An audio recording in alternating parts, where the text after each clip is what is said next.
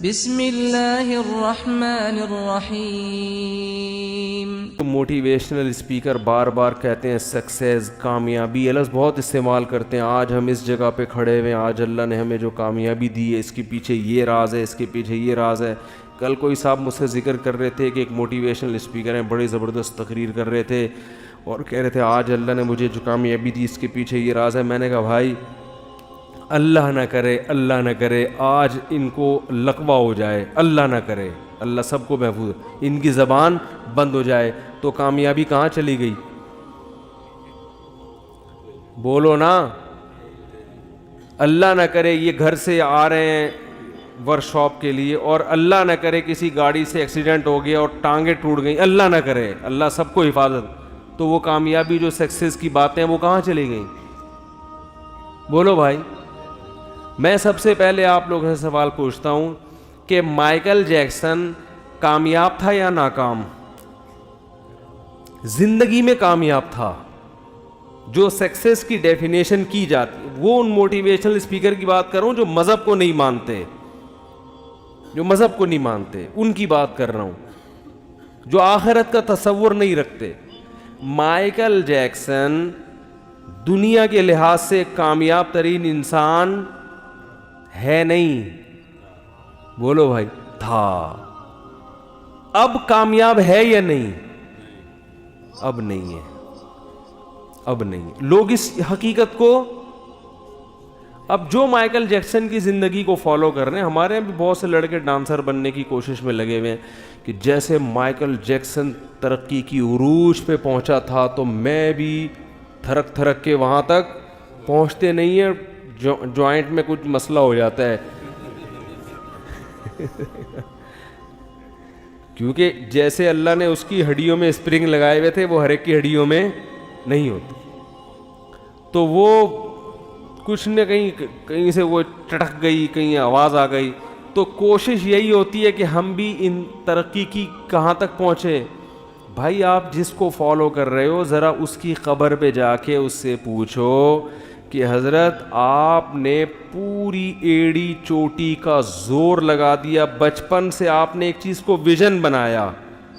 ہمارے ہاں تو ڈانسر جو ہے نا وہ ویژن تھوڑی بناتا ہے، وہ تو غریبی میں کہیں سے کسی نے ڈانس سکھا دیا تو چلو اس کو مزہ آ رہا تو وہیں سے ہوتے ہوتے ڈانسر بن جاتا ہے. گورے تو ویژن بناتے ہیں باقاعدہ کہ دنیا کا سب سے بڑا ڈانس، بلکہ ابا بناتے ہیں کہ میرا بچہ پیدا ہوا اس کو کیا بناؤں گا؟ ڈانسر. ہمارے ہاں تو بچہ پیدا ہوتا ہے تو پتہ ہی نہیں ہوتا کیوں ہوا، یہ کس سلسلے میں آیا یہ دنیا میں پتہ ہی نہیں ہوتا نا کس سلسلے میں آیا، وہ آ گیا بھائی.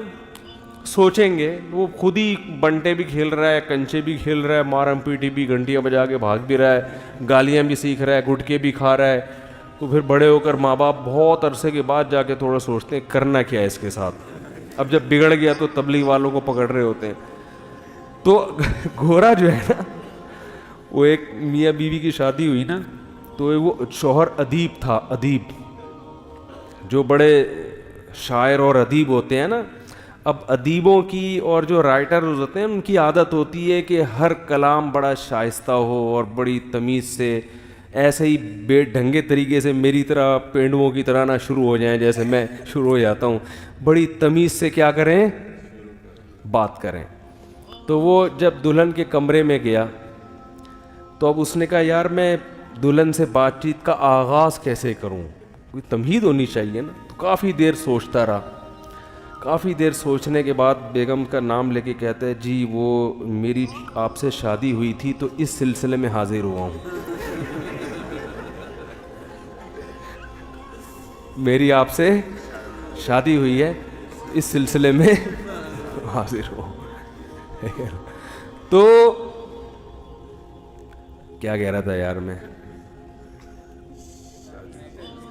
ہاں مائیکل جیکسن کی قبر پہ جا کے پوچھو جو ڈانسر بننا چاہتے ہیں یا اس طرح کی دنیا حاصل کرنا چاہتے ہیں، ان سے پوچھو کہ مائیکل جیکسن کی پرانی ویڈیوز دیکھ کے وہ تو آپ نے دیکھ لی، اب ذرا نئی ویڈیو بھی تو دیکھو نا، جو قبر پہ جا کے بناؤ ویڈیو، اس سے جا کے پوچھو کہ یار تم نے پوری زندگی، اگر تمہیں پتا ہوتا 50 سال میں ہارٹ اٹیک سے یا کسی بیماری سے تم ایک دم مر جاؤ گے تو یہ کچھ کرتے تم؟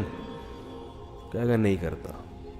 کہ جب کامیابی کا وقت آیا تو زندگی نے بے وفائی کر دی, زندگی ٹاٹا کر کے چلی گئی. اس وقت شیطان آپ سے کہے گا کہ میری زندگی تو ضروری نہیں ہے 50 سال میں مجھے چھوڑ کے چلی جائے, یہ تو اس کے ساتھ ایسا حادثہ ہو گیا.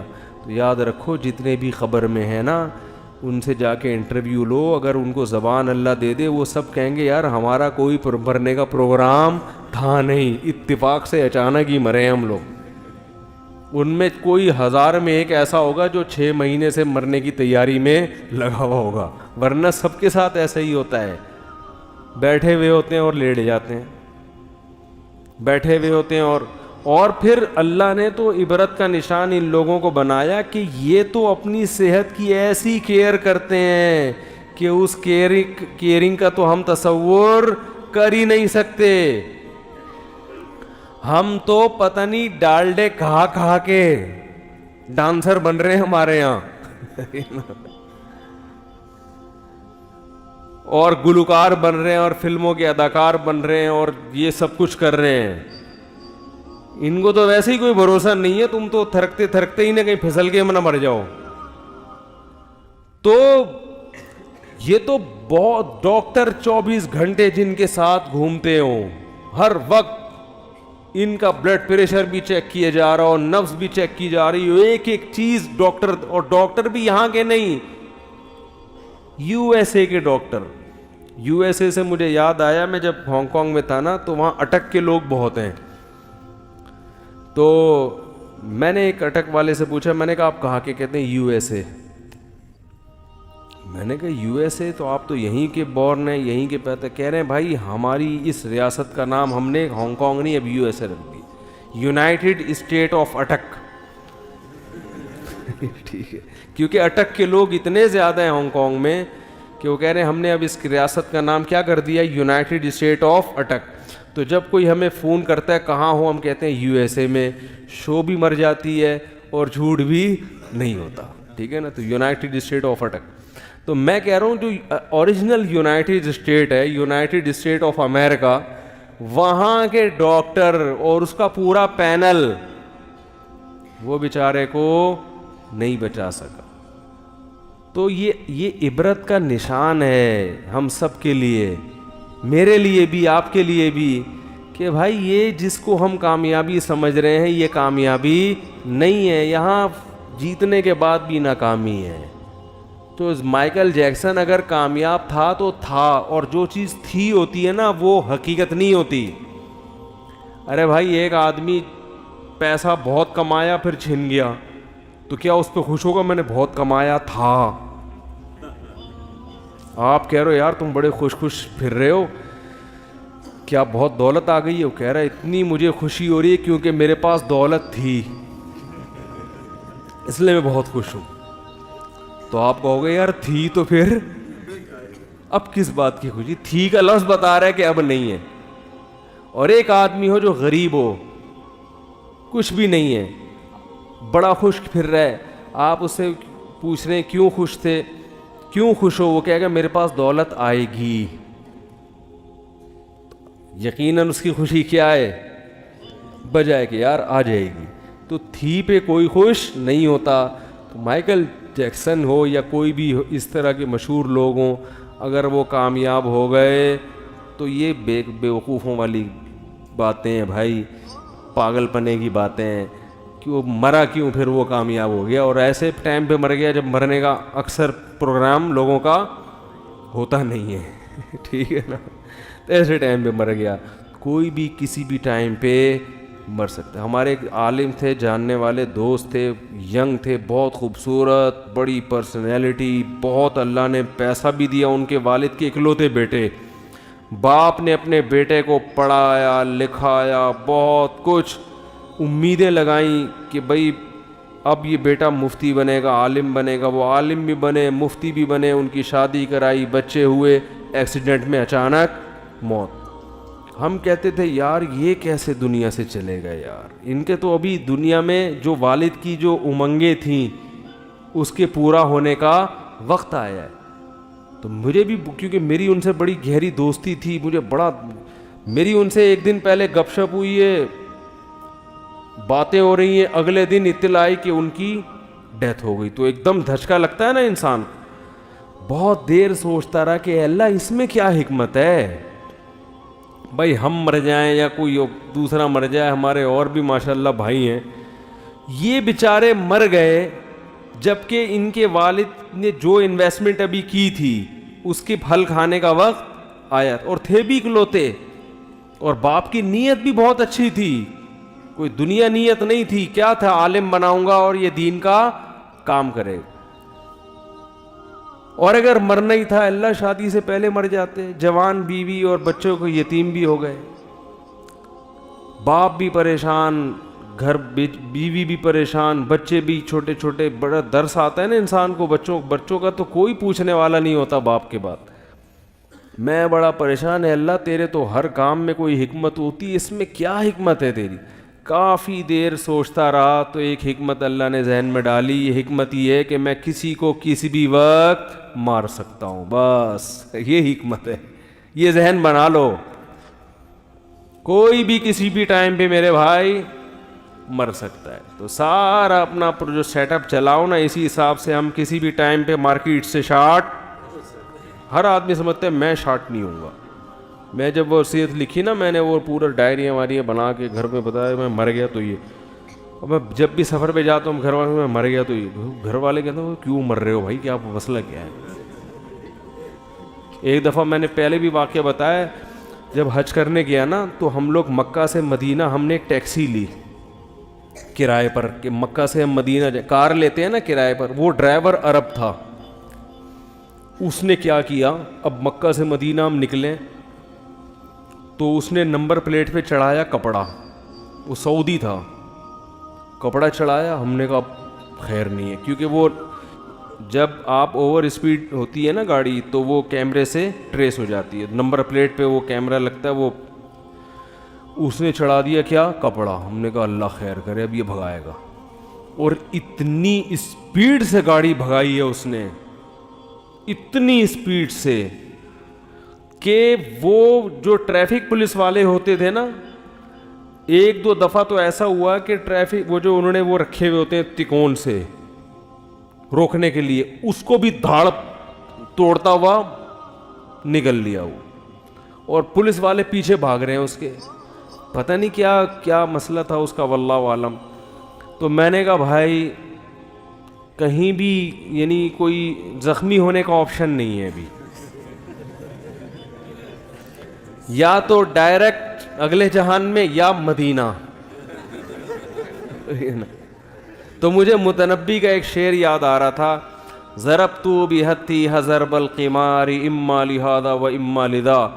متنبی ایک شاعر گزرے 3-4 صدی ہجری کا, وہ اپنے قصے سناتا ہے نا, میں نے بڑے لمبے لمبے سفر کیے ہیں, بڑے لمبے لمبے صحراؤں کو میں نے. اونٹنی کی تعریف کرتا ہے اپنی, علی کل ماشیۃ الخیدلا فدا کل ماشیۃ الحیدبا.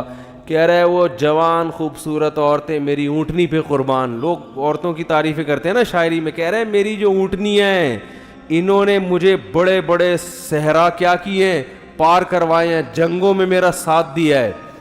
تو اپنی اونٹنیوں کی تعریف کرتے ہوئے کہتا ہے کہ میں نے اس اونٹنی پہ بیٹھ کے جوئے کھیلے ہیں. کیسے کہ میں نے بڑے بڑے لمبے صحرا عراق جاتے ہوئے وہ میں نے عبور کیے. ایسے صحرا تھے اما لہذا و اما لذا, یا تو میں وہیں بھوک پیاس سے اونٹنی کے ساتھ مر کے میری قبر بن جاتی, یا میں اپنی منزل پر پہنچ کر کامیاب. پھر آگے کہتا ہے جب میں کئی ہفتوں کا اور اندھیروں کا سفر اور صحراؤں کا سفر کر کے اونٹنی پہ, اور اپنی اونٹنی کی تعریف کر رہا ہے کہ وہ بڑی اونٹ بڑا زبردست جانور ہے, بڑی وفا کے ساتھ سلولی چلتا رہتا ہے, تھکتا نہیں ہے. یہ جو صحابہ پوری دنیا پہلے اونٹوں پہ بیٹھ کے تو پہنچے ہیں, یہ تو کہہ رہی یہ اونٹنی وفا کرتی ہے اور چلتی رہتی ہے. میں تھک گیا مگر اونٹنی نہیں تھکی. ایک وقت آیا میں نے فقلنا لها این ارض العراق فقالت ونحن بتربانها. میں نے پھر اونٹنی سے پوچھا کہ بتا عراق کی سرزمین کتنی دور رہ گئی ہے, تو وہ مڑ کے کہتی ہے وَنَحْنُ بِتُرْبَانِهَا، بس عراق کی مٹی میرے پاؤں سے لگ رہی ہے، پہنچنے والے ہیں عراق. تو وہ جو اس نے شاعری کی ہے نا، ضربت بحتیہا ضرب القمار اما لہذا و اما لذا، کہ میں نے جوئے کھیلے اس اونٹنی پہ بیٹھ کے. جوئے کا مطلب لمبے سفر کیے کہ یا تو موت یا کامیابی. تو مجھے شعر یاد آ رہا تھا کہ یا تو مدینہ پہنچ کے قبر رسول کی زیارت ہوگی، 50,000 10,000 نمازوں کا ثواب ملے گا، یا ڈائریکٹ جنت. تو اس وقت میں نے گھر میں کال کر کے 2-4 جلیلی وصیتیں لکھوائی کہ 1-2 رہ گئی تھی. میں نے کہا بھائی وہ گھر والے پریشانی ہو کیا رہا ہے، کیا موت کے کنویں میں چھلانگ لگا رہے ہو بھائی، یا سعودی حکومت نے کوئی قصاص کرنے کے لیے. تو میں نے کہا ڈیٹیل بعد میں، کیونکہ وہ سمجھ میں نہیں آتی نا. میں نے کہا ڈیٹیل بعد میں، ویسے ہی لکھوا دی میں نے. وہ جلدی لکھوائی.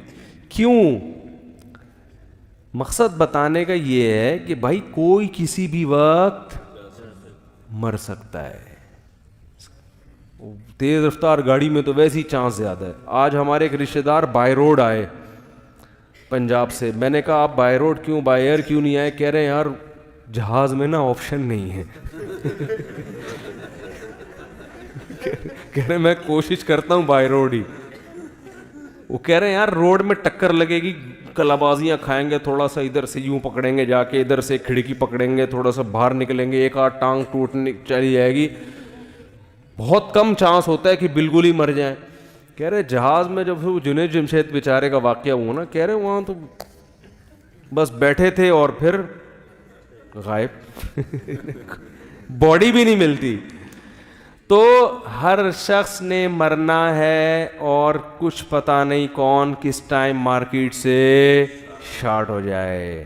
اس میں بڑے بڑے لوگ، ڈاکٹر بھی مر جاتے ہیں. میرے والد صاحب بتا رہے تھے، ڈاکٹر صاحب وہ کر رہے تھے ڈائیگرام بنا کے نا، بتا رہے تھے کہ لوگوں کو نیوی میں نا، میرے والد صاحب نیوی میں تھے، نیوی کے آفیسرس کو بتا رہے تھے کہ ایسے ہارٹ اٹیک ہوتا ہے. اس دوران ان کو ہارٹ اٹیک ہوا ہے اور ڈیتھ ہوئی ہے. ڈیتھ کا تو مجھے اب پوری طرح یاد نہیں رہا، لیکن ہارٹ اٹیک اسی دوران ہوا ان کو. اللہ نے کیسی عبرت کی بھائی. جو ڈاکٹر ہارٹ اسپیشلسٹ کو پڑھا رہا ہے اور بتا رہا ہے کہ ایسے اٹیک ہوتا ہے، این اسی وقت اس کو اللہ نے ہارٹ اٹیک ہوا. اس کا یہ مطلب نہیں کہ آپ حفاظتی تدبیر اختیار نہ کریں. موت کے لیے ہر وقت تیار رہے اور دنیا سے دل نہ لگائے. تو یہی ہے کہ بھائی گناہ سے ہمیں کیا کرنا چاہیے؟ بچنا چاہیے. اللہ تعالی عمل کی توفیق